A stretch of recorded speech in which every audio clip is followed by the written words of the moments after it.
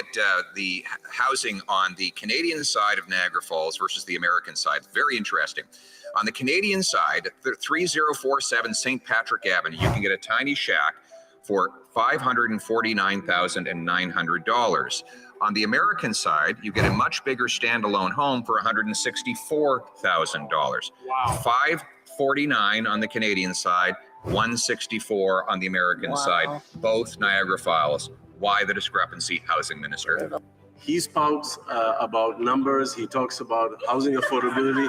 When it comes to housing supply, he's voted against measures to increase housing supply.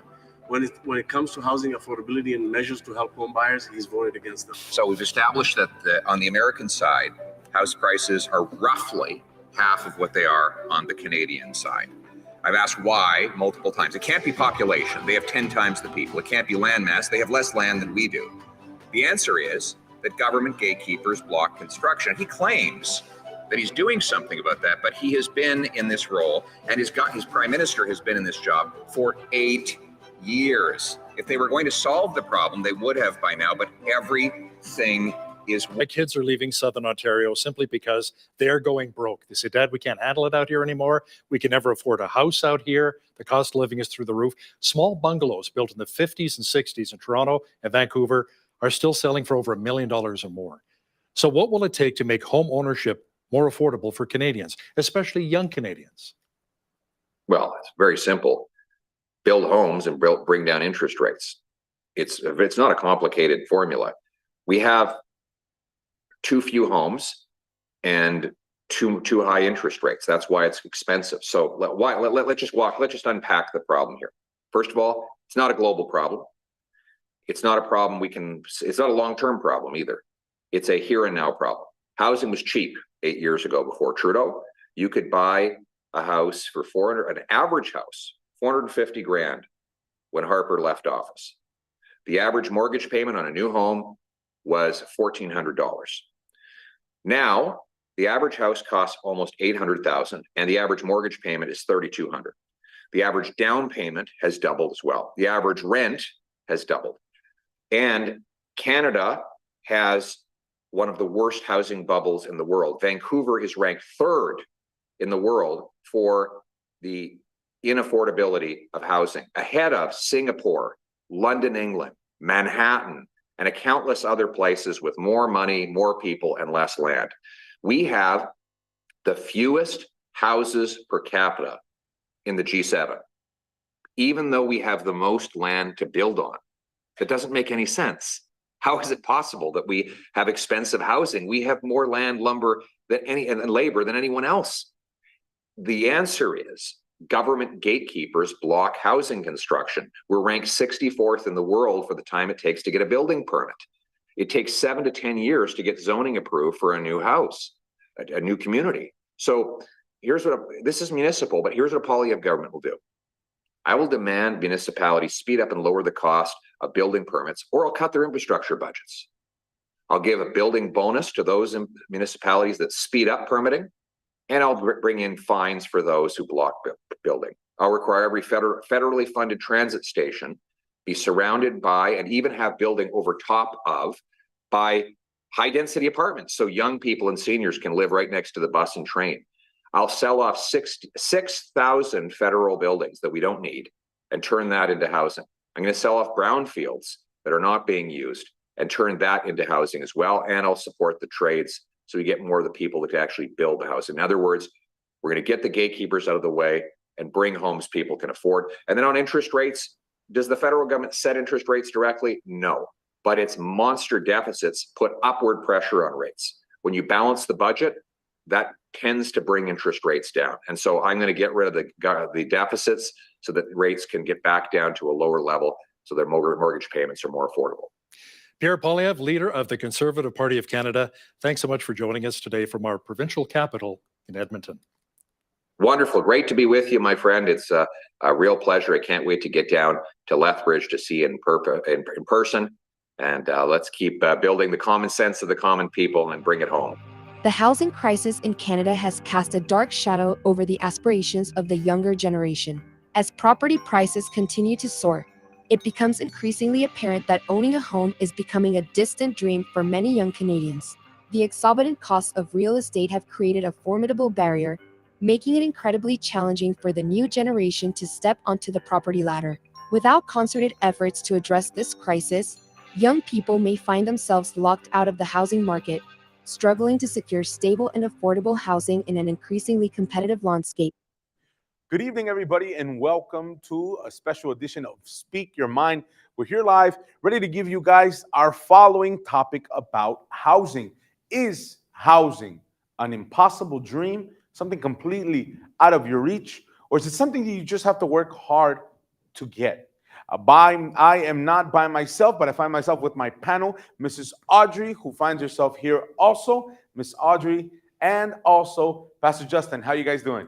Good evening, Pastor. Well, thank you, and welcome again to another episode of Speak Your Mind. Very interesting topic today, Pastor Giovanni, and pleasure to be here with all of you.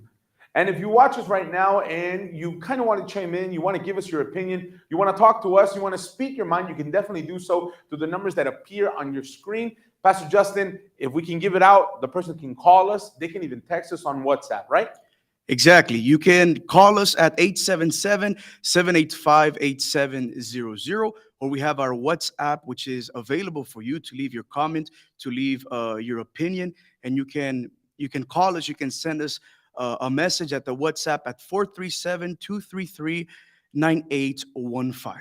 Ms. Audrey, we also have a survey going on right now. This person, what do they need to do so that they can join in on our poll and chime in? So, Pastor, as always, like we have here is our Telegram poll. They can go ahead and scan the QR code as it appears on their screen and answer the following question: buying a house an impossible dream, or you do just have to work hard for it? You can go ahead and vote, and towards the middle or end of our show, we're going to go ahead and announce the results.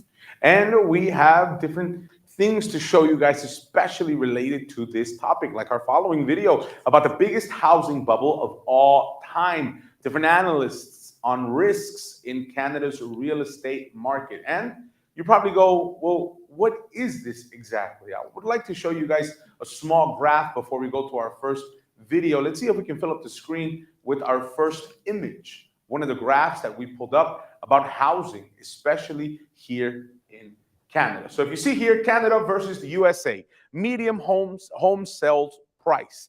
If you see Canada in red, over the years has gone up 127%, while in the United States, it has gone up over the years 36%. Let's see if we go to the next graph. I would love to show you guys the difference between housing in Toronto and Vancouver. The average cost of a one-bedroom unit in June 2023, Vancouver, $2,945.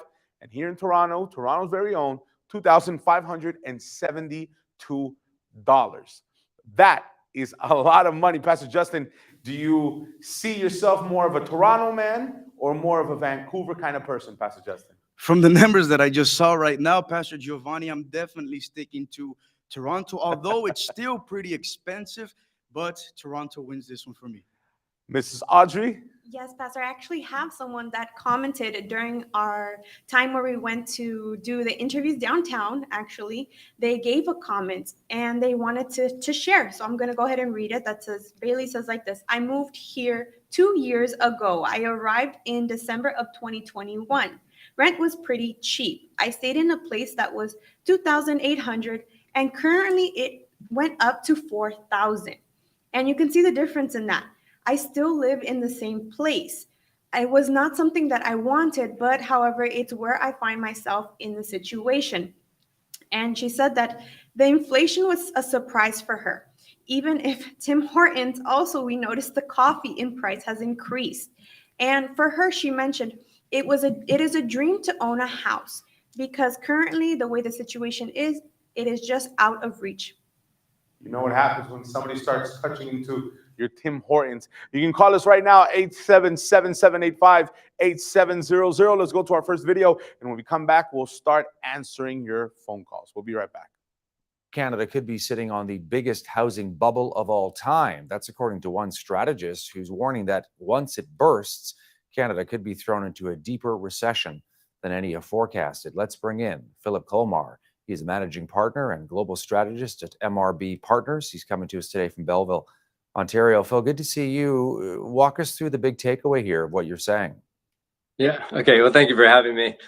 Yeah, the key here is we've been monitoring it for some time, but the Canadian housing market it does have excessive house prices relative to income. So when you're looking at that big headline about a housing bubble, what you really want to do is compare house prices to incomes. And Canada for some time has been escalating on that front, particularly even before the pandemic. It was last decade. It had a cheap interest rate environment or low interest rate environment owing to really problems south of the border. After their housing bust, they went through deleveraging, which meant they dampened down consumption and inflation, allowed interest rates to be very low.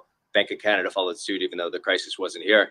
And that seduced a lot of home buyers into buying homes at using those interest rates to effectively buy homes, and house prices to incomes surged. And through the pandemic, we got it again and kicked it further up. So we do have pretty excessive house prices to incomes, and I'll turn it back. But certainly underneath the surface, when you're looking at a housing bubble, the things you really do worry about is when you not only have excessive home prices, but excessive leverage backing the whole system. And Canada kind of is really off the charts on that front. And that's really where the concern comes in, is on the leverage to income ratios is way north of where the US was at its peak. Makes the US look somewhat prudent, actually. So it really has been seduced by low interest rates. Is a bursting of the bubble inevitable, Phil? Yeah, I would say it's pretty inevitable. It's pretty. I mean, when you're dealing with these kind of excesses, you're really hoping that home prices stay capped while incomes kind of grow for a long period of time, and hopefully interest rates don't rise. That's a hard thing for policymakers to orchestrate, particularly when we're dealing with greater inflationary dynamics and higher bond yields than we have in the past. And so, that has to occur for a number of years, given the extensive nature of the bubble that we have now. And so the things you'd want to look at, I wouldn't say it's necessarily imminent, but the things you do want to look at is if mortgage rates are going to rise again or unemployment starts to rise. Those are the things that really bring it home to roost. And we got a taste of that last year. A lot of people before the pandemic had been switching over to floating. They got nailed on the floating when floating started to rise. And then at best, you tend to have a 5-year mortgage rate being reset. So after a year, every year you get call it 20% of it gets reset. So it's not the US where you get a 30-year fixed. So mortgage burdens do become quite astronomical. Affordability is bad right now, but debt servicing of those mortgages is pretty excessive. And so last year we saw when mortgage rates went up, we saw about a 10 to 15% haircut on house prices across the nation. But I think that's the taste of what's to come. Mortgage rates have started to rise again, largely due to the US. But keep an eye on there. And if unemployment rises, we get to the next recession, then we're going to see a down leg for sure. Yeah. Any possible timeline you're looking at here? Yeah, the thing that I was talking about and bringing it home to roost is I think people made a miscalculated bet on the U.S. about it going into imminent recession, and that brought down bond yields. And U.S. rates are in some way, shape, or form tied to United States rates. And so when people unwound their recession bets or their imminent recession bets, we started to see new highs in the 10-year Treasury south of the border. But it drove up mortgage rates here, bond yields here, which drove up mortgage rates here. And that's the risk point. So that brought it home to roost, where if that keeps going, then look for a very near-term bursting, so to speak, of the bubble. Otherwise, we're looking towards a recession. That's probably, you might get another year out of it, but then we're looking into the next recession. And of course, Canada, although I think the US would go through a mild recession, given its household sector is in good shape after going through a bust and deleveraging, Canada is going to face sort of what the US did, a very deep deleveraging cycle, quite a pronounced recession. And unfortunately, the currency will take it on the chin too. So you'll end up with a lower Canadian dollar as part of the reflationary mechanism.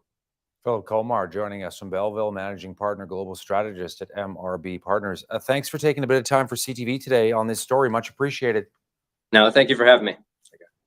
437-233-9815 is the number you can call us, or even send us a message through WhatsApp. I think we have Matthew Lebeau who sent in his comment. Let's see if we fill up the screen right now and read it and share it with you guys. You guys can definitely continue doing that also. So his comment goes like this. Matthew from Toronto. The problem is right now in certain parts of Canada, notably Greater Toronto area and surrounding environs, the housing market is overheated and insane. This area is going to suffer what the USA suffered in 2008 and 2009. It is a massive housing demand bubble. Houses are being snapped up way previous market prices in a frenzy. I'd say it's about the same as buying a house in the USA.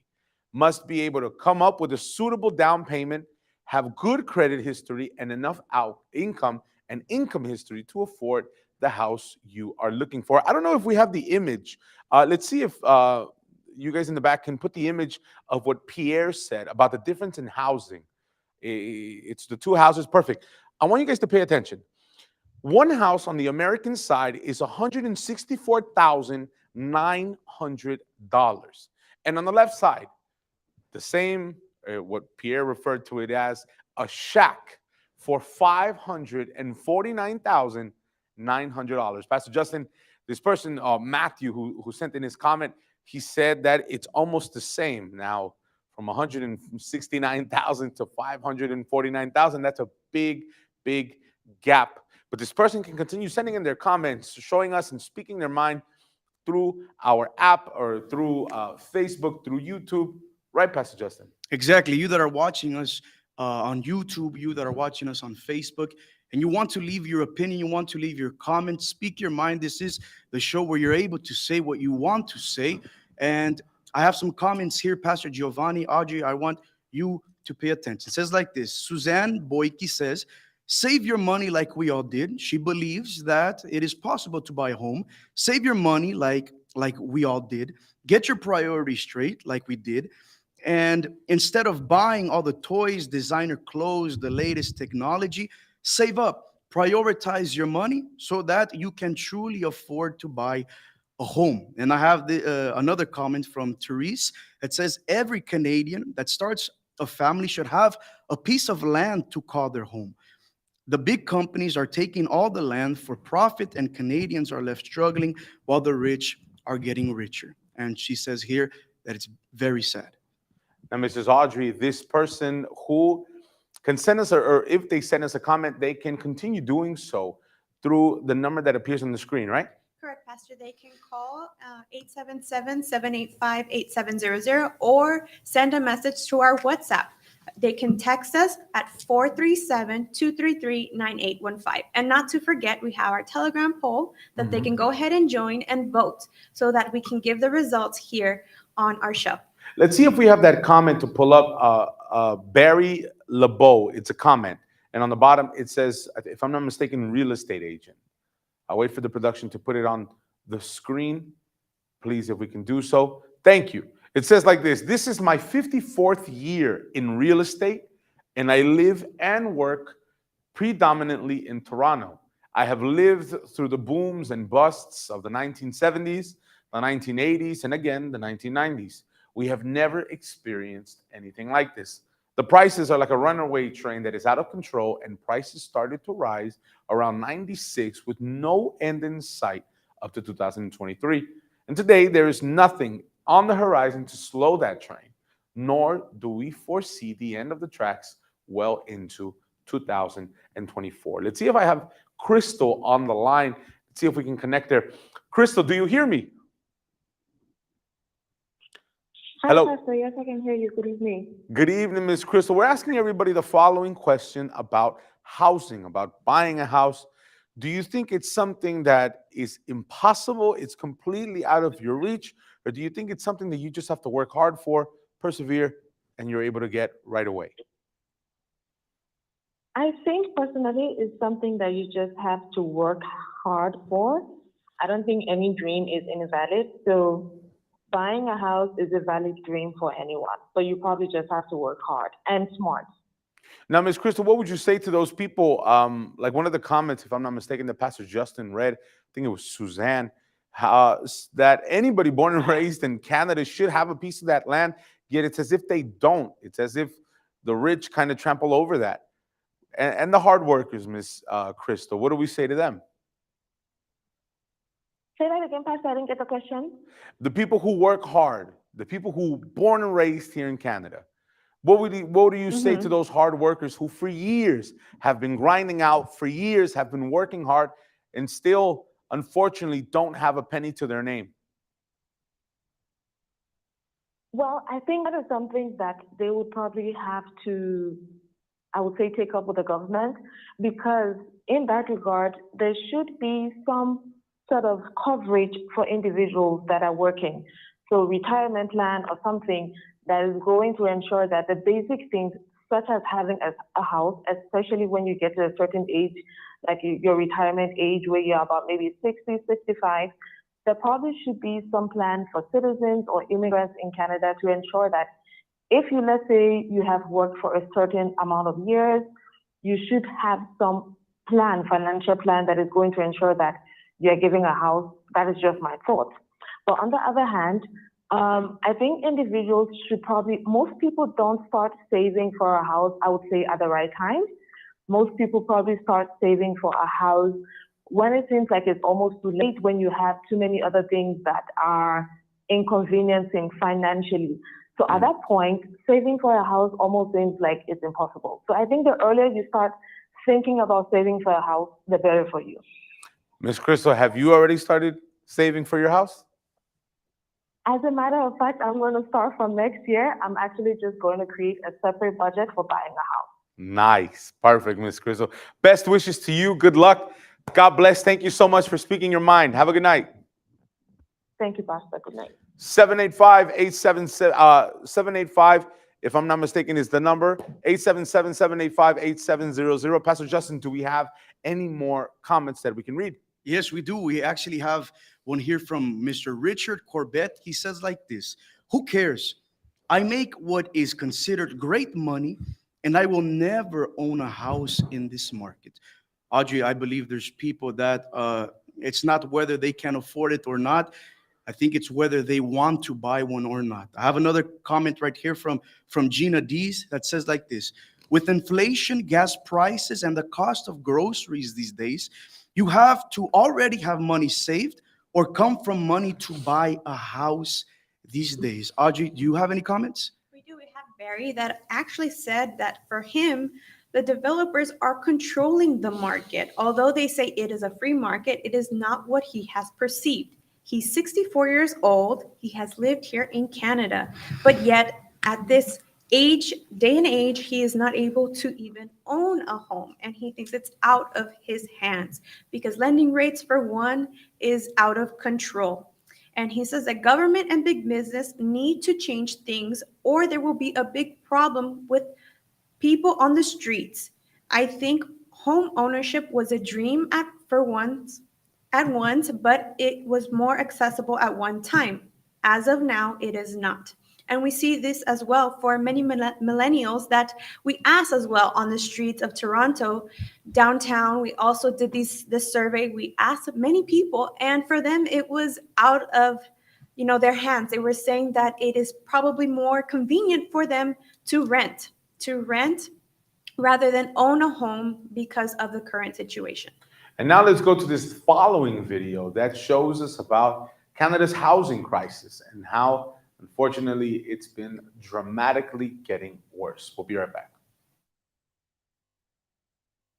Well, several housing advocates and real estate experts came together to urge the Trudeau government to build more rental units and make them more affordable to Canadians. They outlined 10 recommendations for doing so. Joining us now is one of the authors of this new report, Mike Moffat. He's also founding director with the Place Center at the Smart Prosperity Institute. Thanks so much for joining us today, Mike. No, thank you for having me. So when it comes to Canada's housing crisis, how much of a solution is rental housing in your eyes? Well, it's a big part of the solution. That rental housing makes up over a third of the housing market, and it tends to be the third that gets to be under the biggest stress. It's got the highest proportion of people living on fixed incomes, lower income Canadians. So when we have a housing crisis, it's often renters that get hit first. So how big is the gap right now between the rental stock that we have and the rental stock that we need? Well, the CMHC says that we need 5.8 million to build 5.8 million homes over the next 7 years. If we apply that with third rule, that's about 2 million rental units. And to put that into context, Canada only built 570,000 rental units in the last 30 years. So we need to build about 2 million in the next 7. So, this is going to take a wartime efforts to get some shovels in the ground to really attack this rental crisis. Yeah. Okay. So what are some of the roadblocks or the bottlenecks that you've found when it comes to actually getting some of these buildings built? Well, there's a few things. So labor shortages, for instance. So this report recommends both a workforce planning strategy, but also changes to federal immigration programs so we can get in more skilled workers. We also have a lot of great apartment buildings that simply aren't being built, that they just don't pencil in, particularly with higher interest rates. So we have a number of recommendations in here how the federal government can remove the GST, HST on new rental construction, can put in some tax incentives like we had back in the 60s and 70s, and change how CMHC financing works. And we need to change the approvals process, and that's across all three orders of government, that there are, again, thousands of fantastic projects that are sitting on the CMHC's desk just waiting for finance and insurance approvals. If we can get those through the system, we can really start to attack this problem. Yeah, it's interesting, that sort of bureaucracy of building. You've proposed a couple of ideas of ways to fast track that too, in the sense of coming up with designs that are pre-approved, that you don't really need to take through that process multiple times. You could just get that building built. Yeah, absolutely. And this is something we did back in the 1940s after World War II, and we needed to house all of our veterans and families, that the CMHC had a catalog of pre-approved designs. We're suggesting they should bring that back, but for apartment buildings. And what that would do is if a builder or developer wants to build one of those, they could have their application fast-tracked because the CMHC's already approved the building. So that takes out a large portion of the step. And that's what we feel that we need to do, that we just need to find ways to streamline processes and make them more productive, so we're not doing the same thing over and over and over. How hopeful are you that it's possible to streamline some of these processes? Because when you talk about all those, multiple layers of government and all of the groups that need to be involved, I imagine just getting everybody together in the same room would be a challenge and would take a lot of time. It is a big coordination problem, absolutely. And, we feel like we've started that work by bringing together both industry and groups like the Canadian Alliance to End Homelessness. And we need to see the federal government start to bring these groups together. And they've done so on healthcare. They've done so on childcare. We think it's now time to do this on housing. I wonder, are there risks to, affordability? If you're needing to find ways to make things more affordable, government money is going into different directions, in terms of investing in the housing market. That money is coming from somewhere. It's coming from taxpayers. Maybe it ends up, keeping house prices elevated if it can keep demand in there. Are you concerned about any sort of the risks? Well, you certainly are always worried about unintended consequences. And, a large part of this plan isn't about government money, but trying to figure out how to unlock private capital, that we are going to need over $1 trillion of investment in the sector. And that's not going to come from government. That's going to come from investors and the business community. We are going to need investments in social housing. And the report makes a number of recommendations how the government can do this in fairly inexpensive ways. Now, this will cost some money. It's not free. But if the government designs this well, it can do so in a way that doesn't significantly increase the deficit and debt. Mike, always great to get your 437-233-9815. You can give us a call right now or send us a message through WhatsApp. Pastor Justin, do we have more people sending us messages or sending in their comments? Yes, we do actually, Pastor Giovanni. I have here Mariano Mitchell that says like this: our daughter and son-in-law live with us so that they can save to buy their own home. They have about $70,000 saved, but will be dead before they have enough, with $200,000 houses these days being priced at $700,000. It will be very impossible for them to even buy a home. And then I have another one from Kate that says like this: a lot needs to change. Real estate needs monitoring from someone who doesn't benefit either way. Also, I don't think the realtor selling a house should be allowed to come up with the value. Also, enticing bidding wars and all the other sneaky ways that work. This is from Kate, Burley, and Audrey. I believe you have more comments as well. Yes, someone actually sent a message here on our Facebook, and Eric says like this, wow, and I thought the American housing was expensive compared to here in Canada. And that's something that we hear a lot, right? A lot of people compare the US to how it is here currently in Canada. And we see that the housing situation is the same. I personally know someone that has lived in the same place. They're in the US, in California, and they actually have been living there for over 10 years, renting a place. And a thought has come to mind about them, even if it is even possible for them to, if all the money that they have spent, renting this place, if it was even enough to value even a home.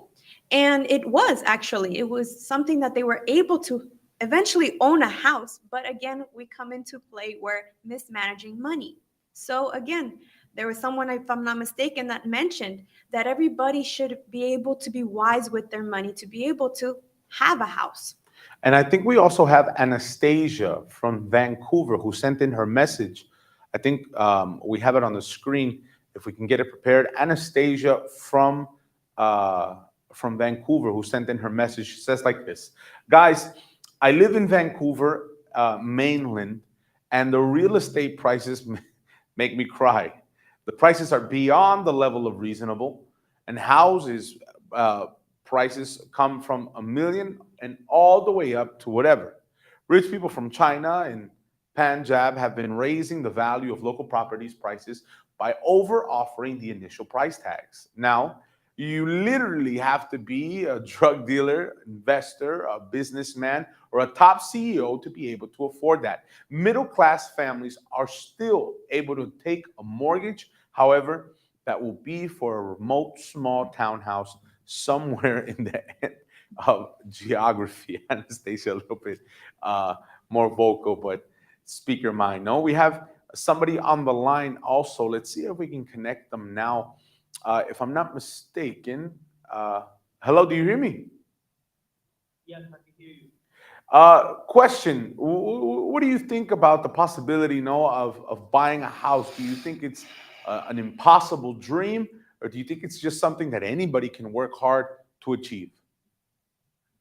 Well, I don't want to say it's impossible, but working hard is not good enough, because there's millions of people that today they're working hard. There's people that they're working 80 hours, 90 hours, and they're having to give back their house to the bank. So people need to honestly work smart. And I wanted to even throw this out there, that the worst thing about all this inflation and housing, this is just the beginning.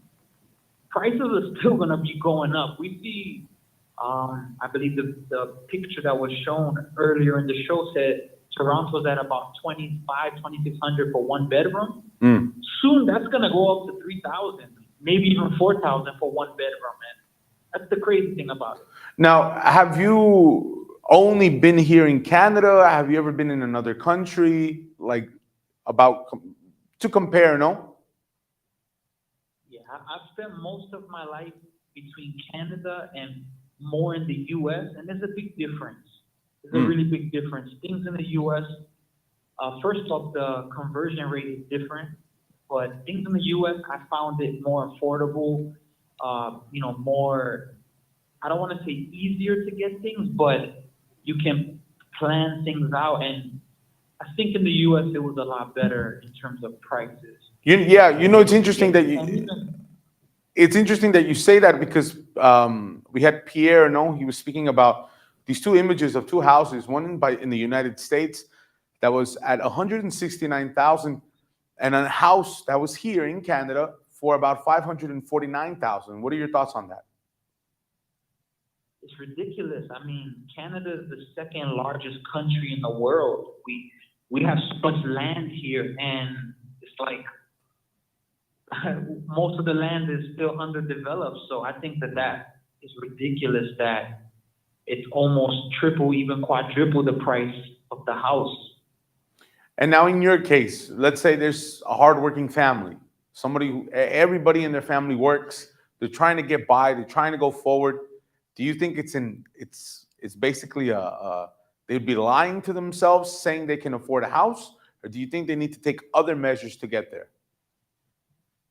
I think there has to be other measures. Now, I believe we live in a society where one income is not enough. If you're just getting one income, unless your one income is 6 figures, there's people even 6 figures that are struggling. But the reality is, I believe we need more than one income. And for a family to do it, if they're all working hard, they just need to be on the same page and understand that together they're stronger. But it can't be, you know, division and, oh, I don't want to pay this, but you have to know what you're getting yourself into, because most mortgages are 30 years, and that's a big commitment. Thank you so much for speaking your mind with us. Have a good night. Thank you. Have a good night. Now let's see what the streets of Toronto have to say about buying a house here in Canada. We'll be right back.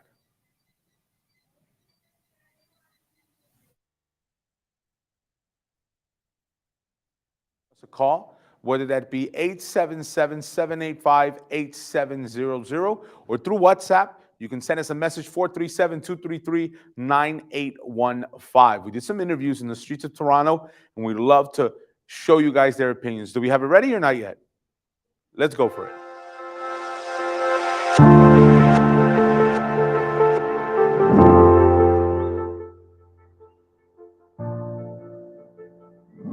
Buying a house, is it an impossible dream, or you just have to work hard for it? Impossible. Absolutely impossible. Oh, unless you're gifted like down payment money, it's not happening. Buying a house, it used to be something a little bit easier. More with time, it's becoming harder and harder. And it's becoming like, depends on what's your profession and how much is your income. Like, it becomes like something like, yeah, a little bit, it will be a dream for the next generations. Given the current times in Ontario, it would be an impossible dream. Reason being is it's ridiculously, outlandishly unaffordable. Given the current times, it would be mindful to purchase it outright compared to taking out a mortgage. Because when you're taking out a mortgage now, your interest rate on that is going to be more than your principal. So given how much years you have on it, it's something that you're locked into, not going to be able to pay it off. Meanwhile, that deed belongs to the bank. And then if you cannot keep doing your good deeds, it belongs to the bank, or you already know the deal. So it would make it impossible for a renter now, even wanting to get into that loop now, given the fact that it's very difficult to rent in this current times. And if you're trying to save now to make that jump into purchasing a home, good luck with your down payment, because it's suggested to have 2 individuals and close to half upfront. Well, you just have to work hard for it. And with the economy and everything keep, rising, costs of living, etc.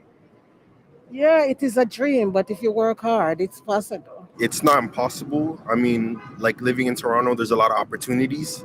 You do have to you have to know the right person to lead you to the resources you need. And, education is good here. It could be the best. It might even be the best.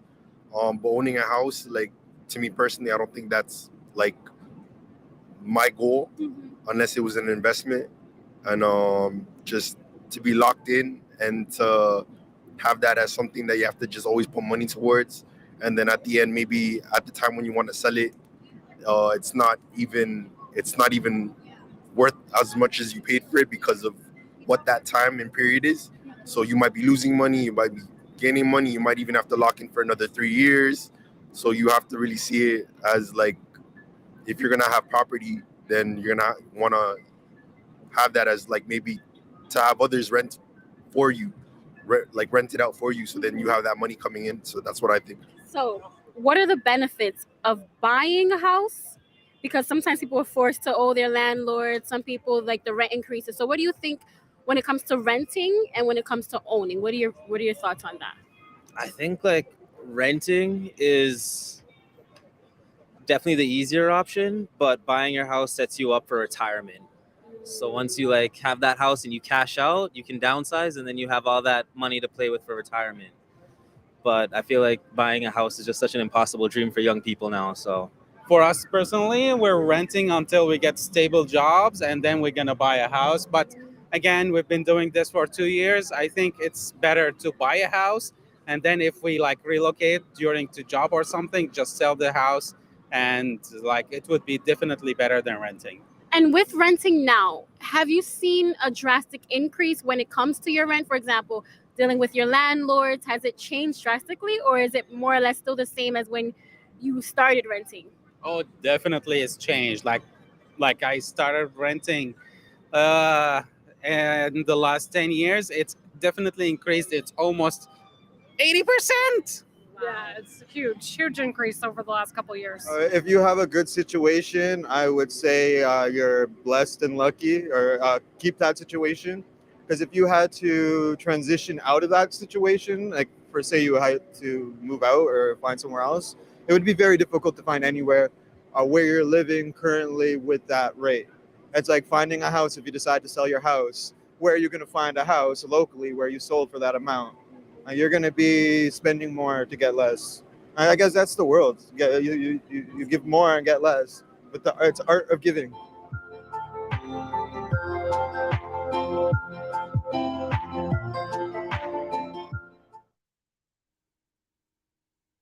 Pastor Justin, any more closing comments, Pastor? Yes, I have one more comment from Chantel Kathleen that says like this. Who cares anymore? Buying a home is not a goal for so many people these days. Just take vacations and live life to the fullest. The goal is not to be house poor. And many that are watching, maybe you think like this as well. But as we're coming to the end of our show as well, Audrey, we have a poll. And do you want to share with them the results of that poll? Yes, so we have concluded our poll for today. Buying a house, an impossible dream, or you just have to work hard for it. 8% say it's out of reach for many people. 92% say working hard, it's possible. It was very interesting when we saw the interviews, as a person had even said that, the market, if they wanted to sell their home, the market was they could even lose out. So for him personally, it was something that he was not going to be invested in. So again, it is your opinion here on Speak Your Mind. Continue to call us 877-785-8700. And when we start seeing their mind or a lot of people's mindset to getting a house or to having their dream house, it's kind of split. I think Pastor Justin had said there are some who have different goals. It's not within their mindset. And maybe you're somebody who you see that word a lot, like it says right there, buying a house, an impossible dream. And maybe there are a lot of things that have become impossible for you. Maybe not even just buying a home. Maybe financially, it's been impossible for you to go forward. Maybe in your family, in your marriage, it's been impossible for you guys to get along. Maybe you and your health. One day you're sick of something, you go to the hospital, it leaves for a while, and then you get sick in another area. It's been impossible for you to go forward. Well, the Bible teaches us about a God who's a specialist in the impossible. In the Bible, in the book of Luke 1:37, which is also my mind, connected to what the Word of God says, for with God, nothing will be impossible. As I'm sure it's something you've already heard. With God, nothing will be impossible. Whatever your dream may be, whatever your aspiration might be, whatever your problem might be, maybe it's been impossible for you. But the moment you place it in God's hands, that idea of it being impossible, it becomes possible. You start seeing a solution. You start seeing a door that's never opened, open. You start seeing everything that's been bounded for so long be unchained, become loose. And that's the prayer that I want to make for you right now. I want to show you this testimony, this story of somebody who also broke free, who also had the impossible in their lives, but now they see the power of God in them, and the impossible has been made possible. And when we come back, we're going to be praying in your favor. So if you can, prepare now a cup of water, just like the one I have right here. When we come back, we're going to be praying in favor of all of you. We'll be right back.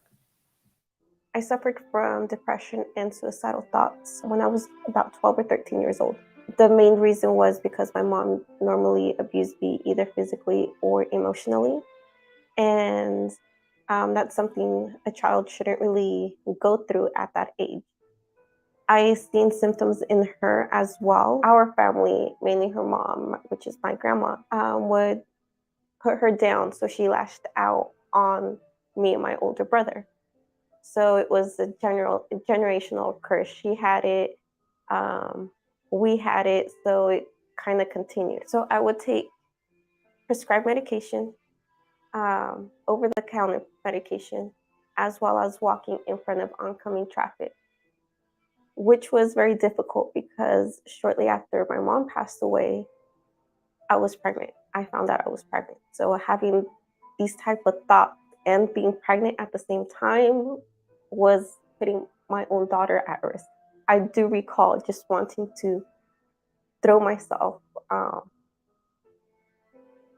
into that traffic when I was about 8 months pregnant. I kept praying, asking God to guide me, because I couldn't seek help from family. I didn't have friends, and trying to find God and trying to find myself.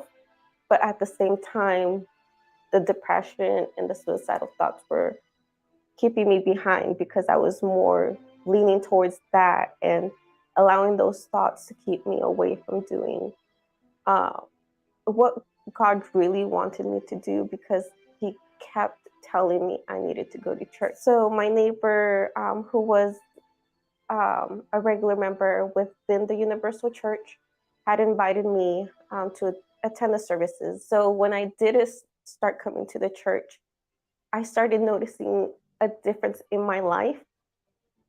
But it took me a while to change because I was so attached to the lifestyle that I had. But thankfully, the pastors and the assistants within the Universal Church helped me get out of that comfort zone. I actually don't suffer from depression or suicidal thought. The first changes I've seen doing the chain of prayers, I noticed that I started to become more happier.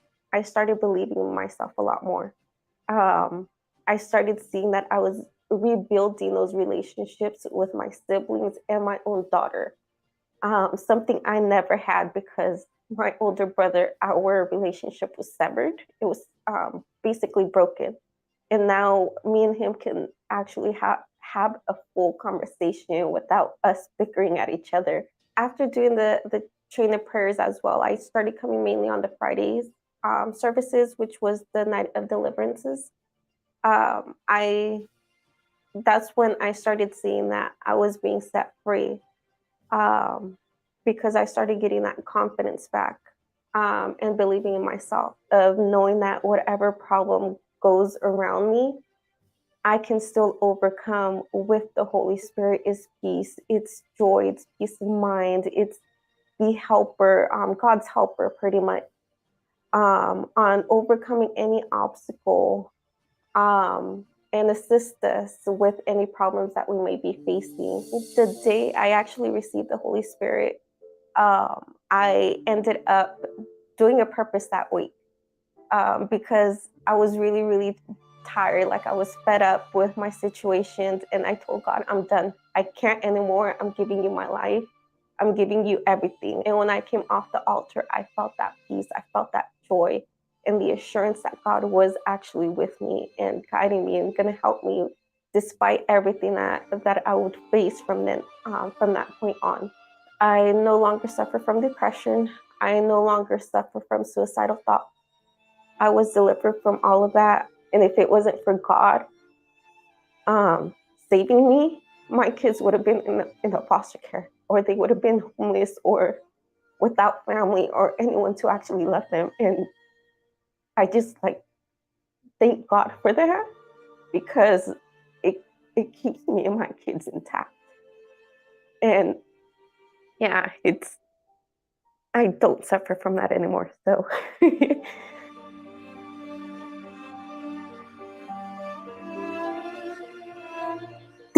these tears are not tears of pain, they're actually tears of joy. So so whoever is actually watching this, there is help out there. Seek your nearest universal church, and seek help. There, the pastor's assistants, the pastor's wives are actually willing to help you out. We will go to our prayer. As you saw, that there was a way out, that impossible became possible. Let's get ready for our prayer. Let's talk to God. Prepare a glass of water or get closer to your television screen. At this moment, we will have a special prayer to your name. My Lord, there are people who listen, who watch us right now, who find themselves living a life that for so long has been impossible to be freed from. Problems, my Lord Jesus, that have been working to destroy this person, to even destroy not only their lives, but their faith, to the point where they don't believe that there's a way out. They don't believe that there's a remedy. They don't believe that there's a solution. There are people, my Lord, who have been so hurt, so betrayed, so deceived, that it's hard for them to believe that there is someone who can make the impossible possible. But that's why I pray and I determine that in Jesus' name, those who watch us be free right now, be set free from all the affliction, be set free in Jesus' name from all those problems in your marriage, from all the problems in your health. Be free right now. My God, the moment that they drink of this water, that this water become blessed, consecrated, that in the moment that they drink of this water, they receive strength, they receive faith, they receive disposition to leave their homes and to come here to see your power. That is how I determine them blessed. In Jesus Christ's name, amen. Amen. Let us drink of this water in Jesus' name.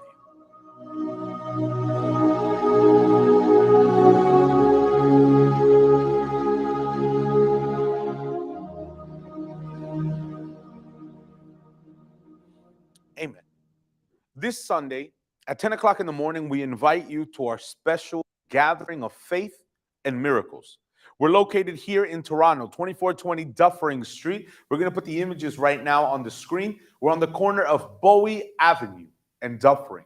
You can take the 29 bus, the 929 bus, and it will leave you right in front of our temple. We're also about a block and a half away from Eglinton Avenue. So there you have it. You can take a photo of it if you want. We're open every single day. Every single day, there's someone here ready to attend you. You want to change your life? If you want to see the impossible possible, so then we invite you to be here with us. 2420 Dufferin Street. If you have any questions, any doubt, feel free to text us on WhatsApp or call us. 437-233-9815. God bless. See you next time.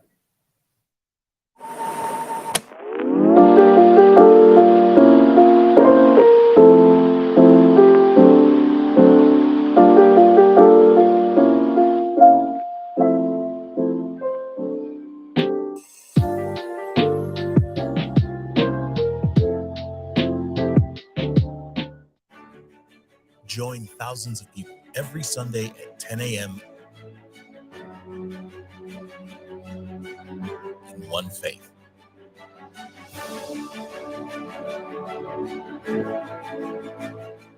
Based on this word, again, I say to you that if two of you agree on earth concerning anything that they ask, it will be done for them by my Father in heaven.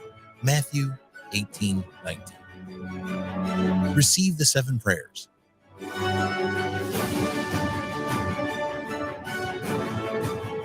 I don't know how long I had that disease, but the way I found out is I had went to the doctor to have my annual physical. So they called me about the results and told me to get to the hospital because my sugar was so high that was threatening a stroke. So I participated in drinking the blessed water.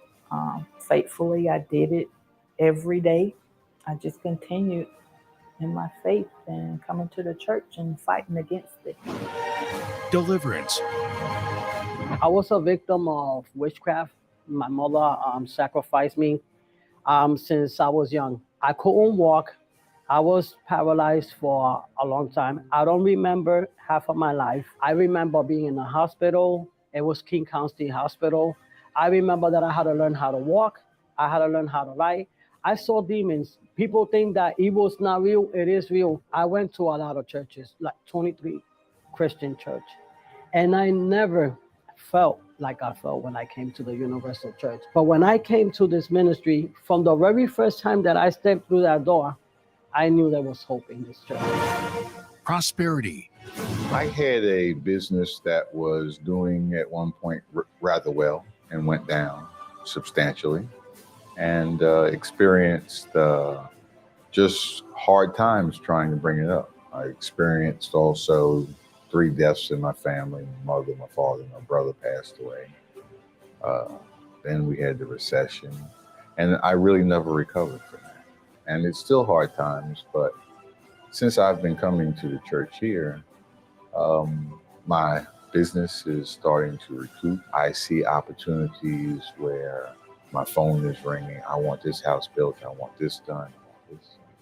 My business is starting to take off to another dimension. Family.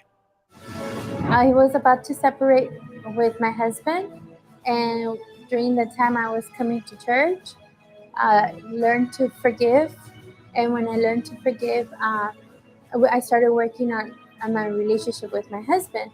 And when my husband never opened up to me, never told me what was going on with his life, until one day I got a knock on the front door, and it turned out to be the police. And I had to learn, okay, God, you are here. I learned through the church, through tribulations, you use your faith. And that's when I said, hey, that God is talking to me. This is a way I'm going to find a solution to my problem. Love life. And my husband and I were very happy, loving. Everybody in the neighborhood know us and always want their relationship to be like our relationship. Our relationship was an example that people wants to follow. Until one day I found out that my husband had someone else. And that turned me into a bitter and an angry person. Me surrendering my life to the Lord, I got baptized, was filled with the Holy Spirit. Now I have no hate. I'm not angry. I want to even save other people.